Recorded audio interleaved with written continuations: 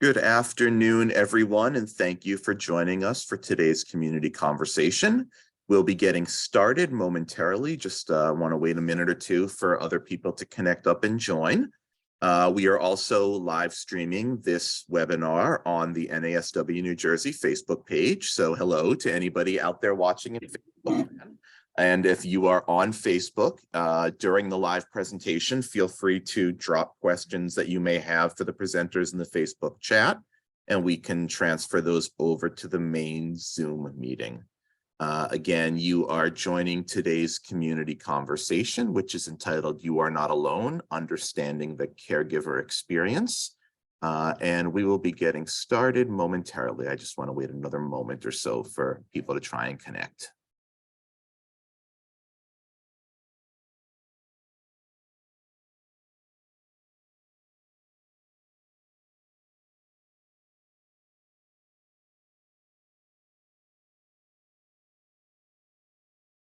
Okay, it looks like everyone who's here is connected, so why don't we begin? Thank you for joining us today. My name is Jeff Feldman, and I'm the Director of Advocacy and Communications here at NASW New Jersey, and I will be moderating today's event. Again, this is the community conversation, "You Are Not Alone: Understanding the Caregiver Experience." And I'm joined today by Viviana de Los Angeles, who is the Family Programs Director at NAMI New Jersey. And we're also joined by a couple of caregivers who are going to discuss their experiences being a caregiver for an individual with severe mental illness. Before we begin, I do just want to remind everybody that we are recording today's conversation and that it will be available on the NASW New Jersey YouTube channel after the event. So we do ask, so we can maintain the quality of the recording, that if you are not asking a question directly, that you put yourself on mute so we can minimize any background noise. We will have time for Q&A after the presentation. In the interim, if you have a question that comes up, you can put it in the chat here in Zoom, and you'll also have a chance at the end of the presentation to raise your Zoom hand and unmute and ask your question if you'd prefer to do it that way. So with that said, I'm very happy to get underway and turn things over to Viviana to get us started. Thank you so much for joining us today. Thank you so much for having us here today. So like you said, my name is Viviana de Los Angeles, and I'm very happy to be here along with Mariam and Carmen, who are going to be our start for the day. Thank you so much. It is a pleasure for us to be here with the intention of sharing personal experiences and perspective as you strive to care and deliver amazing care for your patients, the people that you come across. So I'm gonna start sharing a screen because I would like to go over a little bit of an overview of what NAMI does and some of the family programs that we offer. So welcome again. First I would like to go over NAMI's mission, which is, NAMI is a statewide nonprofit organization dedicated to improving the lives of individuals and family affected by mental illness. And just give me 1 second. I don't know why that happened and how do I go back? Okay, so I'm sorry, I'm gonna stop sharing and then I'm gonna restart because it seemed like it is on a play.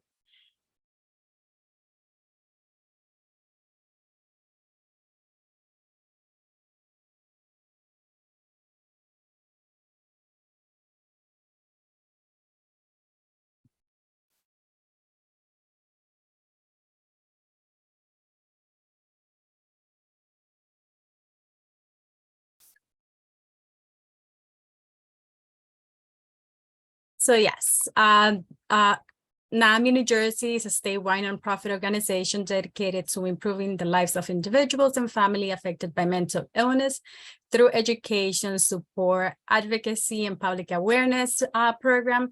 Amongst all of our services are free of charge. So this is how yes. Viviana, sorry. I don't know if your slides are supposed to be on the screen right now, but we can't see them. Okay. Thank you. Yeah. Try sharing screen again. Yes. There we go. So yes. We see the slide that says how NAMI helps in the recovery-oriented system of care. Yes. So perfect. So this is, how NAMI helps in the recovery-oriented system of care. This is everything that is needed for individuals, who are in the process of recovering or just have been diagnosed. So the one in yellow are the ones that NAMI focuses on, which is, advocacy and right protection, enrichment, self-development, caregiver support, self-help. So those are the areas that NAMI really focuses on to be able to help individuals in recovery. On this next slide, these are some of the family programs that NAMI New Jersey offers. These are our signature programs for family support and education. Family and Friends is a 90-minute presentation for family and friends of those who have been diagnosed with a mental health chronic condition. So NAMI Family to Family is in an 8-week class that meets every week. And again, it is intended for families who have a loved one with a diagnosis, family support groups. It's also a 90-minute support group that meets. We're having family support groups right now all over the state through our county affiliates. And this support groups, it is intended for families, again, that have a loved one diagnosed with a mental health condition. But we also have a specialties group that I'm going to go into detail later for siblings, spouses, and also for those families that have a loved one at a state hospital. NAMI Basics is also a classes where people learn about all the basics, definitions, how to talk, coping mechanisms, and things like that. And Ending the Silence is a presentation for, it's actually intended for everybody, but we've been focusing in schools to bring this presentation to educate the youth.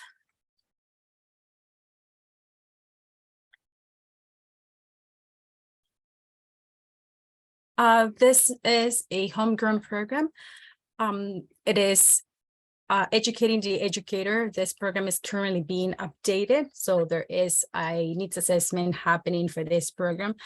And Every Minds Matter. They are connected to each other.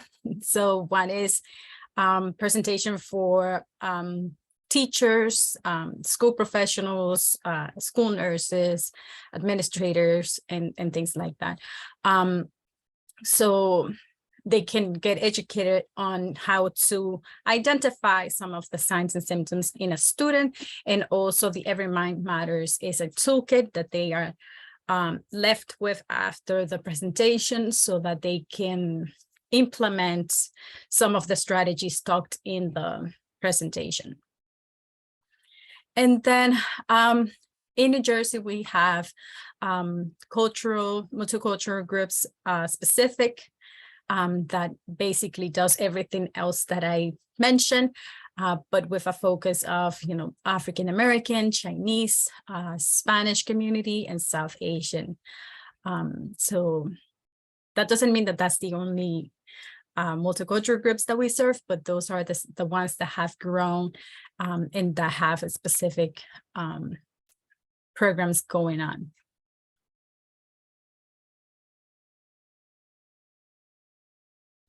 And then we do also serve the special population of law enforcement, veterans, and LGBTQ community. So these are the ways that you can connect with us. And there are some additional resources here that I would like to definitely share with everybody once the presentation is over. And I hope that I'm not taking too much time because honestly, Mariam and Carmen have the most beautiful information here to be shared with you. And we will have some question and answer towards the end. So I would like to now take this opportunity to let them introduce themselves. And, you know, it's up to you guys who would like to go first, Mariam or Carmen. I'm gonna stop sharing so we can see our faces a little bit bigger. And we can take, so this panel is going to take the form of questions and answers. So Carmen and Mariam, please feel free to answer in any order. And also if you feel that, you know, whatever Carmen is sharing, Mariam, you relate to it, you can jump in. So this is very relaxed. So please. And I see that Carmen is already unmuted, so I'm going to give Carmen the opportunity to go first. Thank you so much. Thank you for having us here today and for this opportunity to share the perspective from our own perspective of the caregiver. So my name is Carmen Yates, and most of my working years I had dedicated to the higher education, specifically in an administration settings in various departments in higher ed. But most importantly to me and to my Spanish-speaking community, I am their Northern Regional Outreach Coordinator for NAMI NJ. So how did I get there? So I have been part of NAMI since 2018 as a resource of desperately seeking resources that will help me navigate the unfortunate reality that as a family we were living at that time with my son's mental health challenges. So my loved one that I care for, his name is Alberto Perez, my son. I also have an older daughter, and her name is Caroline, and I am married to Daniel Yates, and we live in a very beautiful neighborhood. So that's a little bit about my background and why I am part of NAMI. And if I'm allowed, Carmen, if you give me permission, she did share some pictures of her son, and I would like to show them. And I like to add that the pictures that Viviana is going to show, it is in an average of 4 years from where we were and where we are right now. So on the picture where he is standing on the living room, you could see his face, you know, and you could see how skinny he is. And that was on the summer of 2018 when we were first learned about his diagnosis. And we didn't know about his diagnosis, forgive me for saying that, but we would know that something was wrong. We didn't know what was going on, but we knew that something bad was happening. Here, when you see him with his shirt, this is like years later, with the Adidas church right there. He is in an institutional facility in Pennsylvania. And there he was for almost about 3 years on and off. The picture on top where you see him with his braided hair, where he's playing pool, that's him after I took him to the Dominican Republic for a month so that I can take him away from everything that was going on and to see if everything, you know, would clear up for him a little bit. The picture with the glasses here, you see him, this is a current picture that was in, when was this, October last year. And the pictures in the collage, I wanted to do that collage because there you could see him. He was a kid that he was very popular and very outspoken, very happy and all that. and Alberto was involved on all kinds of sports. You could see him there playing wrestling. The picture on top is he's doing football and baseball, as you can see as well. And the picture that he's showing there, he's not even 18, maybe 17 or so. He was attending at a wedding there. So at that time, the problems with mental health were not present. But I just want to let you know that it has been a moment, or not a moment, a time where, like, when we were preparing for this, I told Viviana that this was like a wild boar, that you're on top of it and you cannot let go of it. Because if you do let go, the harm will be even harder. So just a little bit about it. And I will be answering questions as they come. Thank you. Thank you, Carmen. Mariam? Okay, my name is Mariam, and a little bit about myself, although there's not much, is that I am a retired dentist. I've been retired for the past 10 years and have been involved with NAMI for the last 19 years. And I can't say enough about NAMI and how important it has been as I navigated this challenge of mental health. My loved one is my 37-year-old son, Rakib. And I have to admit, every time I tell this story, I continue to get emotional. And even though the story is about 19 years old, the pain and the grief of the whole experience, it never leaves you. So I'm going to try to hold myself together and talk about him and, try to get through this. But he's 37 years old, and his difficulties began early. At 6, he was first diagnosed with ADHD, which, as many of you might realize or know, that it's not an uncommon diagnosis. I certainly did not know at that time the relationship of it with mental illness.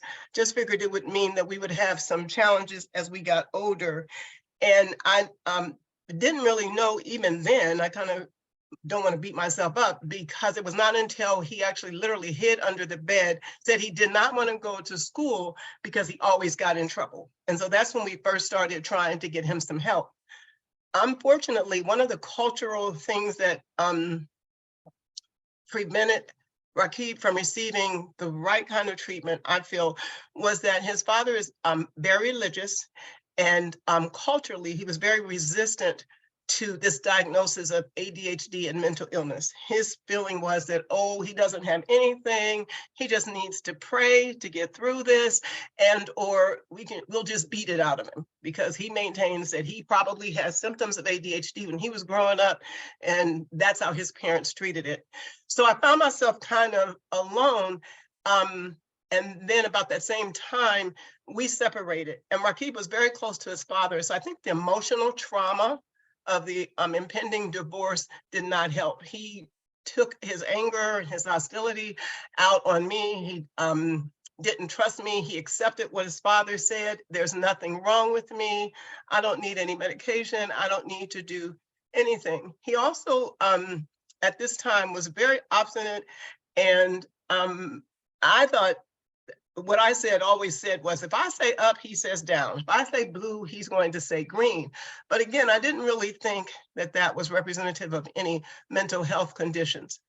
Fortunately, he had a core group of friends that he was close to. He was involved in sports, music, and hanging out with his friends, which is how we got through his adolescent years.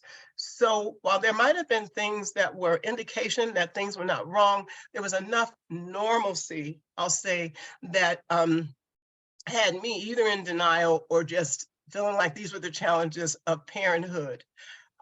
Currently, he is in recovery. He is studying for his CDL, commercial driver's license, and he is working. He's married and the father of 3-year-old twins. He attends the mosque regularly, and he stays in touch with family and friends, which was always very important to him, and which, as he went through a lot of his mental health crises and challenges, was very difficult, because there was a lot of shame and a lot of separation from family and friends that he was never able to really kind of recover from. He, during some periods of clarity, he did complete pharmacy technician training and dental assistant training.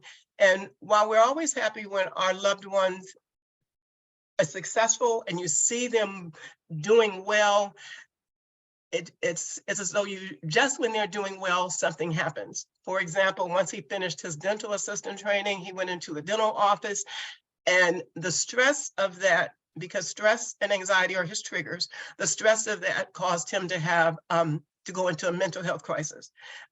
With the pharmacy technician's certificate, he was never able to use that, or has not been able to use that, because whenever he got into a mental health crisis, instead of receiving treatment, when the police or help was called, he was sent to jail or charged with the crime. And those are two things that follow our loved ones throughout their lives and makes it very difficult for them to find jobs or to even be able to get a normal or have a normal life.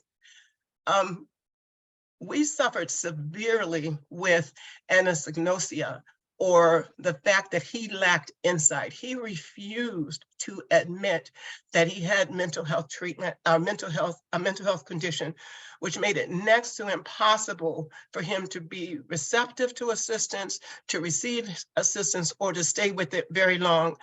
I think now that he's perhaps 75% accepting, he recognizes certain things. He knows that he needs medication, and that there are certain goals he now understands he cannot set for himself, that he just either doesn't have the aptitude for it, or that his background and history are going to prevent him from doing that. So now he's setting much more realistic goals for himself. He's very, very proud of his current living situation and his accomplishments. He always, throughout this whole journey, said he wanted to be normal.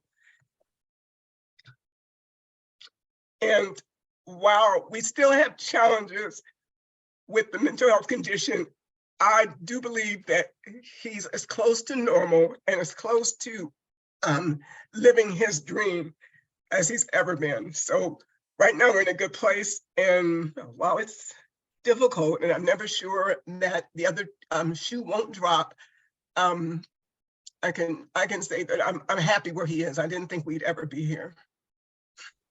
Miriam and Carmen, thank you so much for sharing and also being so transparent and courageous. My heart goes to both of you. So the second question that I have here for both of you is, what happened when they became ill? What did it look like? For example, what were the initial symptoms? What, if you want to share, what was the diagnosis? You can do that. And if you can, it's clear to me that, the way you feel about this. But if you can just very briefly share too, how you felt when you received the diagnosis, and more, I think, Miriam, you also touch up on this one. How did they feel too? So Carmen, if you want to go first. Sure. Oh gosh, I wish I wouldn't have to remember how that looked like, but I believe it is very important to shed light into darkness. And by doing so, I hope to touch at least one family today, and that they too are able to save the life of their loved one. Unfortunately, my son, throughout this experience, auto-medicated himself with the use first of the street marijuana and later the medicated marijuana. So his psychosis symptoms were to the roof, taking him to the psych ward not only once, but at least a dozen times in this period of 4 years. That scenario looked very scary, to say the least. And he was all of the following, and I'm just going to read down the list. He was delusional, he had hallucination, he was depressed, he was manic, had high energy, he ran for hours, highly anxious, he did not eat for days, he did not sleep for days. He would submerge himself into the woods, because we live in a place where there's wooded areas in the back. He walked in the street, like in the town, risking his life because we don't even have sidewalks there. He was violent towards me. And the list can continue. And the diagnosis at the time was a schizoaffective disorder, as there were other combinations of symptoms of schizophrenia and mood disorder, such as depression and bipolar disorder. For quite some time, his diagnosis moved from bipolar type 1 into bipolar type 2. Also, one of the most difficult things that we experienced through this was that in that moment, when he was in one of the hospitalizations, right? He was not supposed to come out. He was not. We would go see him, and you would see his face that it was not him. He was transformed. But I don't know what was behind this politics in terms of admittance, keeping someone in the hospital. But he was let go. He was let go. And I cannot begin to tell you what happened next. So he was let go on August 23rd of 2020, I think it is, or 2019, can't remember exactly. But then next day, he was at 6 o'clock in the morning trying to end his life. And when I say that he was trying to end his life, it was just something that if he is here with us today, it's because he has a purpose in life that he had to take care of. I don't know what that is at this moment, but for me, it is to try to bring awareness in terms of mental health. My son was in the hospital in the trauma center for 2 full weeks, and then the following 2 weeks he was just being cleared medically and also psychologically.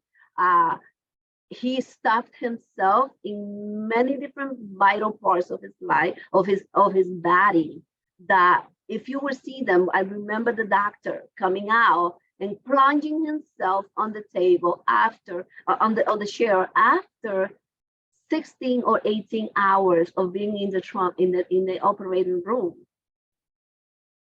And they said, and the only thing that he said when he plunged on this chair, he tried. So it was really significant what he did, but by the grace of God, he's still here. So yes, I mean, this is an experiment. This is something that no one, not a mother out there, want to be in that position, to say the least. I give the word to Marian. And of course, I empathize with you, Carmen. I think that there were symptoms of what was going on with my son up until his first psychotic break. But I tried so much other things, and I don't know if I'm just dizzy, if I'm just not aware or what, but I accepted that he had ADHD. And so everything that I tried was geared towards that. I just didn't see anything else. I'd never experienced anything like this. It had never happened in our family. So I was just not expecting this. I mean, I tried everything. I tried counseling with him. I took him to the doctor, family intervention. I had family members come over and take him and try to talk to him. We went to a therapist who said, oh, well, this is just how young Black men act. He'll grow out of it. I was told that he needed more discipline, that I spoiled him, just everything. And I'm just going to say, in my ignorance, I just figured, okay, all of that was true, and let me continue to try to work through this. He attempted to live with his father, who he still continued to identify with greatly, and that just turned out to be disastrous. And I was at my wit's end. I eventually ended up sending him, or I tried to send him to boarding school. While there, he had an episode. I didn't recognize that that was what it was, but he responded terribly in the interview. They refused to accept him. And so finally, I ended up enrolling him forcibly in a boarding school in South Carolina that was for troubled youth. And when I say forcibly, I cannot tell you what it was like. It was like, okay, Rakib, we're going to go down and visit this school and just see if you'll like this one. You didn't seem to like the other one. Let's see if you like this one. And they literally physically took my son and just took him away from me. And I hear him screaming and hollering for me. And, you know, I'm of course crying uncontrollably. But I really thought that it was a lack of discipline. He was just so uncommunicative. He had started smoking marijuana. He was defiant. He was hostile. I just assumed that a lot of it was behavioral and that I obviously wasn't giving him what he needed. The real evidence that something was seriously wrong did not happen until 2 weeks after I dropped him off at Xavier University in Louisiana for his freshman year. Now, if any of you know anything about Louisiana or Xavier, if you know anything about the pride you have when your child is going off to college, I mean, I was just super excited. We were both super excited.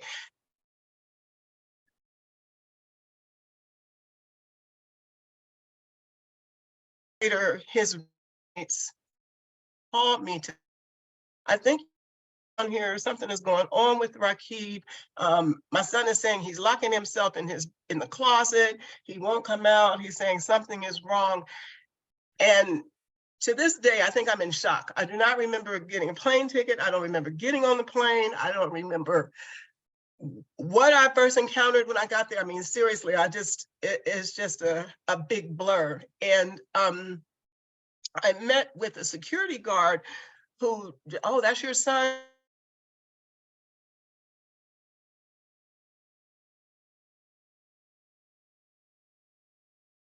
Rakib was just that. Somebody was after him. These drug dealers were going to get him.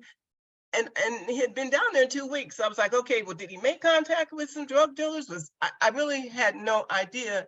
And just how, I don't know if this is ignorance, but I didn't even try to contact any college administrators or anything to find out what had happened during those 2 weeks. I just packed him up, and I don't even remember getting him in a hospital. I don't really, literally, I wish I could tell you that, but somehow we did end up in the hospital.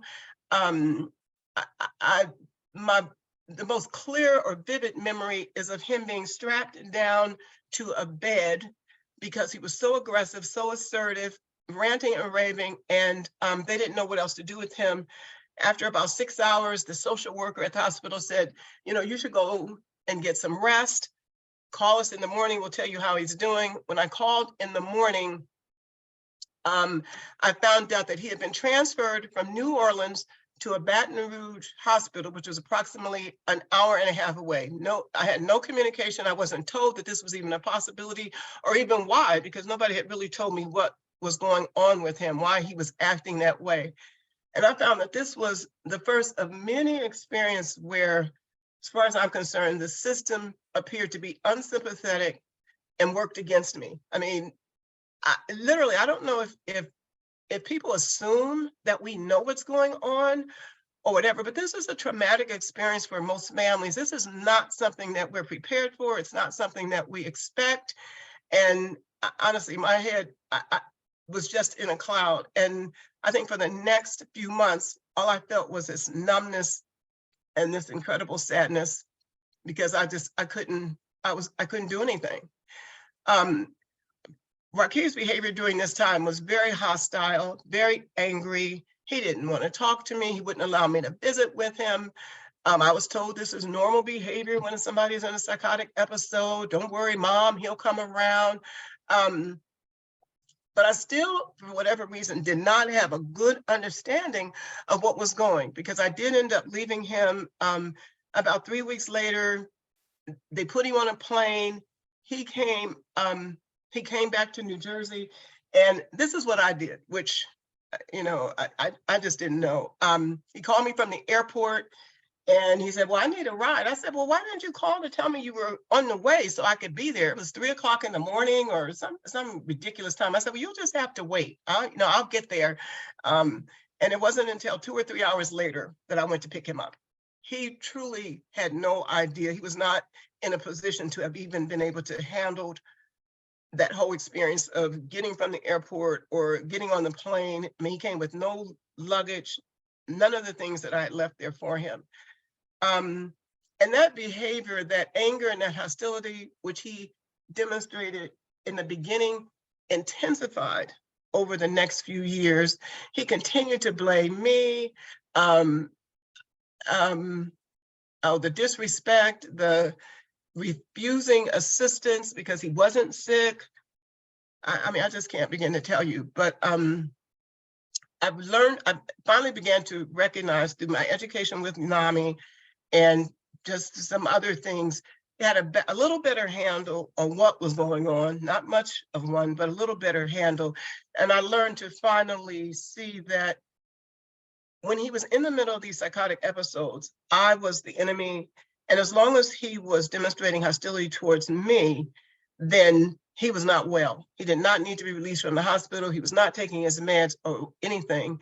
And it was only when if he greeted me with a, "Hi, Mom, how are you doing?" and that I finally say, "Oh, thank you, God," that I could breathe and know that at least we were on the right track. But there were multiple hospitalizations. Mariam, I Yes. would like us to move now because you touched up a little bit upon, some of the difficulties navigating the mental health system. Mhm. So if you can tell us like 2 to 3 of the most difficulties that you encountered back then, and I think you mentioned one, which was the, like not communicating, like assuming that you knew what was going on. And back then, and if you can share 2 of now, currently now. And Carmen, if you can start thinking about the same thing, like what were the most difficult part of navigating the mental health system then when they first got diagnosed and now that they are in recovery. Yeah, thank you, Vivian. I think the most important is the one that you just stated. People just assume we know what's going on. We don't. We need so much help. We're like a deer in headlights because it is a traumatic catastrophe for us. And I think that the rule, we can't do anything unless he's a harm to himself or others, is the greatest disservice that we can possibly do for anyone who has mental illness. This is a medical illness that affects an organ, the brain, which controls how a person thinks, acts, and feels. So why do we wait until some catastrophe occurs before someone is harmed, before we try to offer them medical treatment?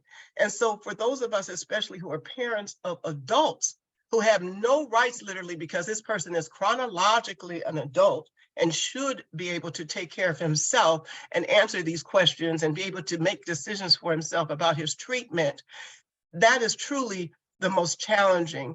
I wonder if those in the system, if they understood the horrors, the emotional trauma that we go through, that they would be less inclined to discount what we are saying and would listen to more to us. Thank you. I love. I think Mariam has frozen, but I think. Thank you, Mariam, for sharing, Carmen.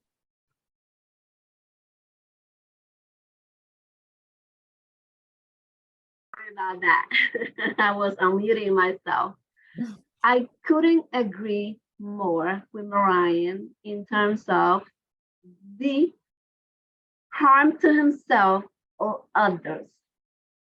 Do we need to wait that something catastrophic happens, that he either kills, he or whoever, right, kills themselves or they'll kill others? I think, and I honestly believe that there is a very loophole in that policy that was written in terms of that. That should be revisited. That should be put into perspective. But why? Why that? We don't need to wait. We don't need to wait because it's evident. It's evident that there is an issue, that there is an illness. It's the brain. Unfortunately, the brain, when mental health is treated, or it was treated as if it's something out of the soul of this world.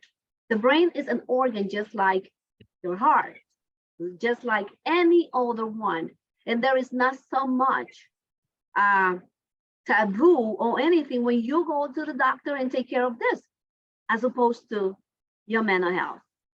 So I feel really strong about that because I too had to deal with that. But remember that wild bull that I mentioned before? I wrote on it and I did not let go at all. So I encountered all those things. I challenged the status quo in so many different ways. It was my son's life that was on the line. It was. So that was one of the biggest difficulties that I encountered. And if I have to say today, what is working today? What is working today is that there is open communication. My sons had accepted, and and as a family know that there is a condition which doesn't define him, does not at all, because my son is still my son, regardless of the condition that he's being labeled, right? So, but we know that there is an issue like any other physical health that we could have. It's just as if you gotta take care of it, right? So the other thing is, okay, what's been working to me is that I have become his advocate at 100% 24/7. And I communicate with his psychiatrist. I make sure that I have what I need so that I can communicate. In also, his therapist. I know at one point back then, oh, you cannot speak to them. I said, are we gonna make sure that I do? So what due diligence needed to be done. You see, so all those things. And I think if we do that as a community, and we see that, a lot of lives will be safe, because if not, then it's like you are diving, you are, like swimming in a pool that you don't have the resources. You don't have the resources. It's like, as cliche as this might sound, when they tell you in the airplane, put your mask on, your oxygen, you got to do so. And I made sure that I did, because I needed to save my son.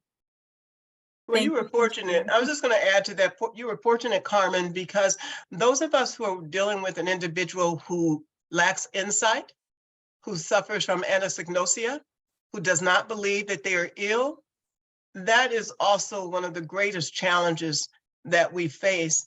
And so when we do call for help and the system or SCIP or someone to come out and help us get our loved one to get treatment, and they're able to manipulate or answer the questions, or for those few minutes that they're being evaluated, pass the exam, it's like, I know people know about lack of insight.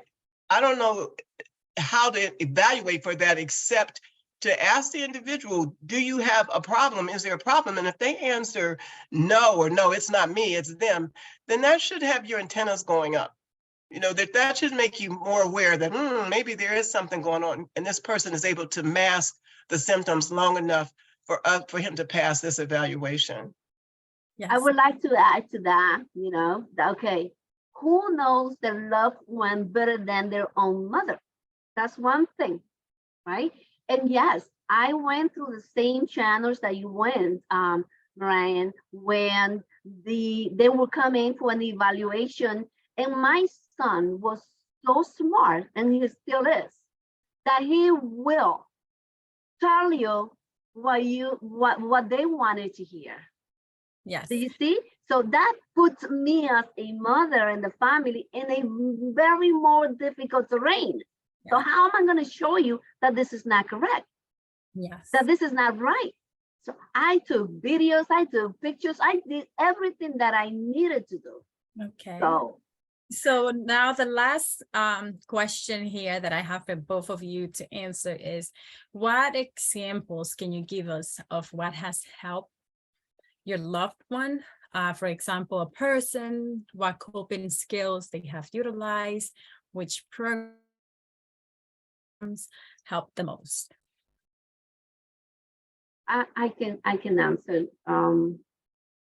Okay, as I mentioned, this has been a very difficult journey for my son, for my family, because we have to understand that when you have a family member with any illness or any sort, in this case, we more specifically speaking about mental health, it's the whole family. It's just not one individual. So it's the whole family suffers, right? But I can say having the right psychiatrist, because that's the other thing. You go through 1,000 of them, 1,000 therapists, and it has to be a perfect match. So I do remember to this moment that I waited close to 9 months to get the right psychiatrist for my son. In the meantime, we were just, going through the motion.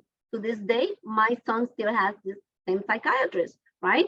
That was instrumental. Also having the right therapist, connecting with them at a deeper level, that also was a challenge. It was a challenge because we needed to ensure that there was a connection. And it was to a moment that my son did everything that he needed to do, that he became plateaued, that he did all the things that he needed to do there, to a point that the therapist would comment, right now, I mean, he's got nothing else to suffer, I better have to do it for himself. And that's what we have been doing to this moment. He's doing things once, we take one day at a time. I don't put any kinds of pressures on him. I see what I could do and not do, and that's what we do. So it's like, I would say, he was on board then and now as well.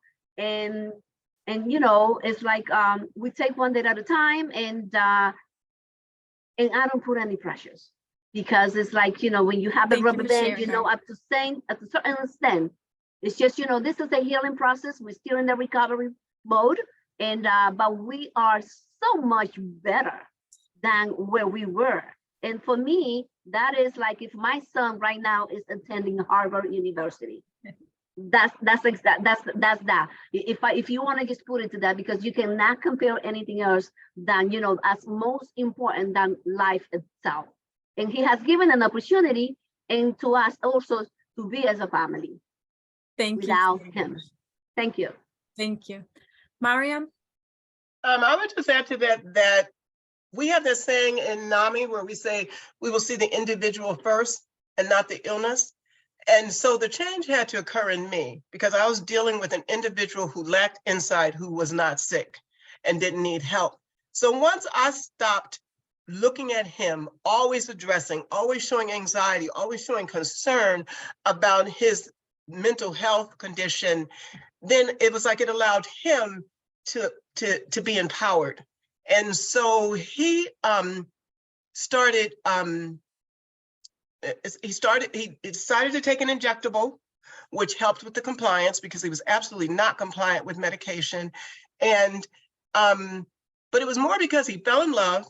His wife was like, no, we're not going to have this. I'm not going to be in a relationship with you. And then he had the children, and somehow that feeling of having some normalcy was the motivation for him. He started talk therapy, which we absolutely refused to do before. And I'm not sure how consistent he is with it. He finally saw that the criminal charges that were on his record, how they were an obstacle for him. So he needed to stay out of trouble.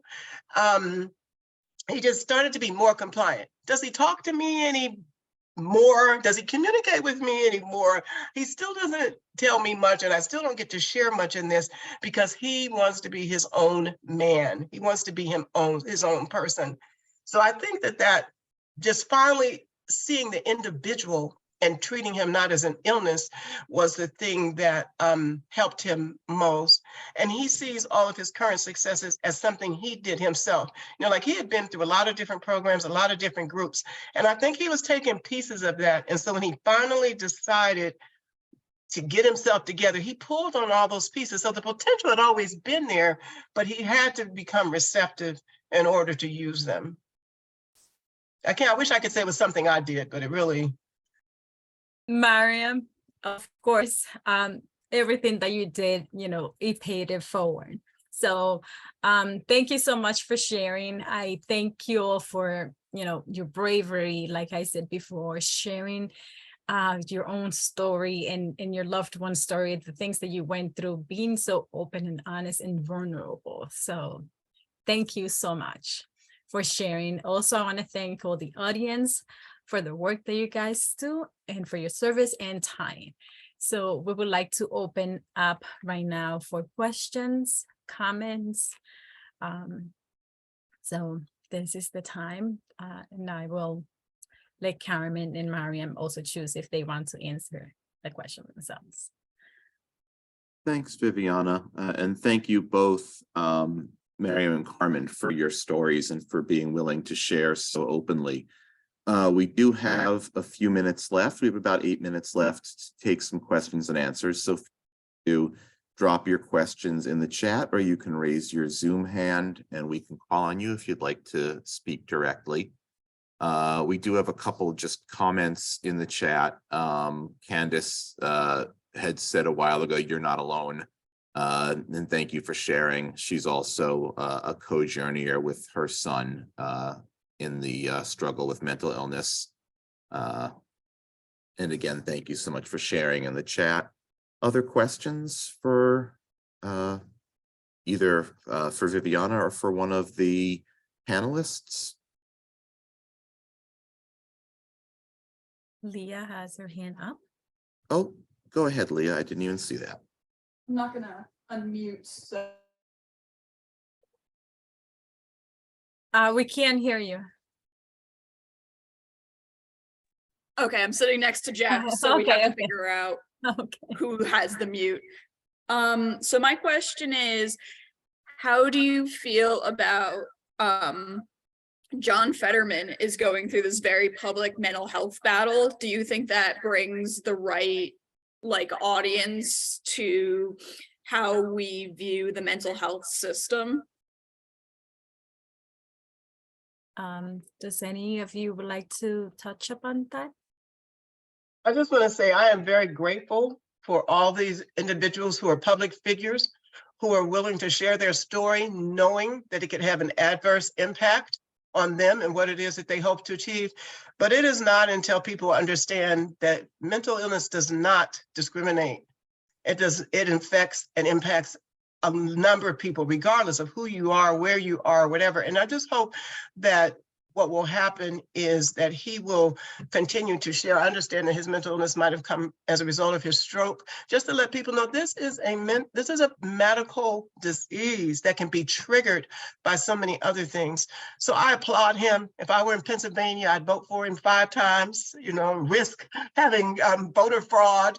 But I really applaud him and a lot of the other well-known figures who are willing to speak out. Yes, I did.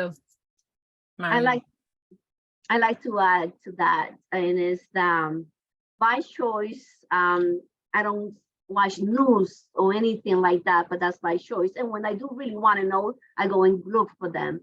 But I say that to say that whoever mental health has no discrimination. It doesn't care for race. It doesn't care for status or anything, or what the higher level of education that you have. It doesn't care for anything. It just happens, right? And there is a strength in someone being vulnerable. And if our society has an issue with someone being vulnerable, I am very sad to say that we have a lot of work to do.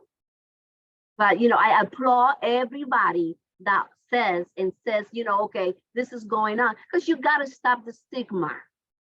It's another illness like any other one. So why is it that we are so entrenched into this mental health?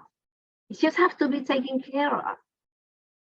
That's what I think about it. Agreed. Yes. Thanks. You both shared, the kind of experience of when your children were first going through this and encountering mental health providers. I'm wondering if there's something you look back on now and would say, I wish they would have said this to me, or could have conveyed this information to me right in the heart of the kind of trauma that you guys were going through. So I think I said so many times, I didn't have a clue. I truly did not understand what was happening. And I wish that some of those initial caregivers had just said, this is what you're facing. This is what that journey is going to look like. This is what you need to do. Educate yourself, do this, do that. I didn't. I mean, I think up until the first 4 or 5 years, I thought he was going to be the miracle and that he would be cured. I was told, and I have a medical background, so I can't believe the ignorance or the faith that I had in the medical profession that they would inform me or tell me what was going on. So I would just suggest, especially as you encounter families for whom this is a first experience, that you send them to places like NAMI. You give them some literature. You tell them this is a lifelong journey.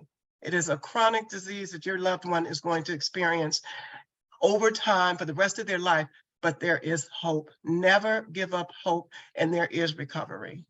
Yes. So if I can add to that, just asking the simple question, do you know what your son is going through or your loved one is going through? Like, just asking those questions to the loved ones that are there. Thank you. I think we have time for one more question. If anybody else had anything they wanted to bring up. I know one thing that I was wondering, and I guess we can wrap at this issue is, I guess one thing I'd like to know is from your caregiver perspective, Miriam and Carmen, what type of supports are you getting from your family and friends or from organizations like NAMI to help you with the burden of caregiving? Yes. I'm really happy that you asked that because that was in. So thank you for asking it. So please, Carmen and Mariam.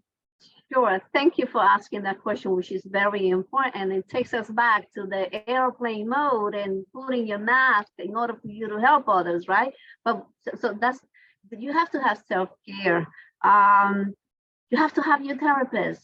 You got to come to your therapist and also talk to her or him and tell them what's going on and all of that. And you got to do all those things that you need to do. You got to do mindfulness practices. You got to go and take a walk in the park and also go into the woods and anything that is going to bring you pleasure, you have to do, because it's like you're detaching yourself from this a little bit to come back again to the reality, right? So if we don't do that, we're going to be burned out. So you got do art, do anything that pleases you, whatever that might look like for that person. So yes, I said, I did that, I continue to do that, and it had helped me because it is a big burden on top of you. It's not an easy carry. It's not. But you know that you don't have to, okay, here I am today, I'm not going to do this anymore. But you can. It's a lifelong thing. And you got to just keep moving in order for your family and your loved one to be successful in this journey. Yeah. I have to honestly admit, I still don't have family support. I still don't talk to them about it because they treat my son differently. They look at him differently. The stigma about mental illness really runs rampant among a group of so-called very intelligent people. So I don't have them. I do, thank you, Carmen, do a lot of self-care. And I have told my son, thank you so much, because if it weren't for you, I probably wouldn't do some of these things for myself. And my faith has increased tremendously. I now know what I can control, how to let go, how to turn it over to a higher power. And none of my successes would be possible without NAMI. That just having that group of individuals who I can talk to and share with, who understand what I'm going through and who can hear me, and then I can share back with them. I mean, those are my journeys, or my suggestions for success, because this is a lifelong journey. Thank you so much for sharing. And I'll let you wrap up, Jeff. So thank you. Yeah, thank you all so much for being here today. Thank you, Viviana, for making the connections with us and bringing these guest speakers to us today. And thank you both again for sharing your stories.